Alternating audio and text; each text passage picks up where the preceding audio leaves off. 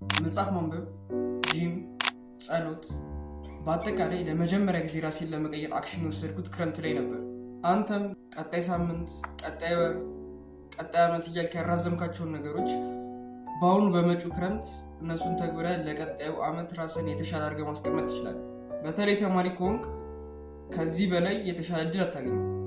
ምክንያቱም ሙሉ ታይምህን የምትፈልገው ነገር ላይ ፎከስ ታደርጋለህ ማለት ነው። በኖርማል ጊዜ ትምህርት አለብህ ምናምን ጊዜ የሚሸማ ነገር ይኖርብሃል። አሁን ግን ሙሉ ታይምህን ራስን መቀየር ላይ ራስን ማሻሻል ላይ ዲፕ ገብተህ እንድትሰራ ይረዳል። እኔም ተማሪ ነኝ፣ የ9ኛ ክፍል ተማሪ ነኝ። በአሁኑ ክረምት ብዙ ነገሮችን ፕላን አድርጌያለሁ። ዶፓሚን ዲቶክስ ውስጥ ልገባ እችላለሁ። ሞንክ ሞድ ብቻ ምገባበትን ነገር ወይም ማድረጋቸውን ነገሮች ማስቀምጥልህ ይሆናል። ግን አንተም ከአሁኑ የመጪውን ክረምት እንዴት ራስን መቀየር እንዳለብህ እና በምን አይነት መንገድ መሄድ እንዳለብህ ፕላን አድርገህ አስቀምጥ። በአጠቃላይ በዚህ ቪዲዮ መናገር የፈለግኩት ነገር ይሄኛውን ክረምት እንዳታባክን ነው።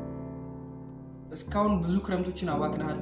ብዙ ወራትን፣ ብዙ ቀናትን፣ ሳምንታትን ብቻ ብዙ ነገር አባክነሃል። በአሁኑ ግን ሊበቃ ይገባል። የአሁኑን ክረምት ተጠቅመህ ለ2019 አንተ የተሻለ ነገር አስቀምጥለት። የተሻለ ነገር ይዘህ ያኛውን ዓመት ጀምረው። በዚህ ዓመት ላይ የነበረህን ነገር ትተህ ወደ አዲስ ነገር ለመምጣት ይህን ክረምት መጠቀም አለብህ ብዬ አስባለሁ። ምርጫው አንተ ነው።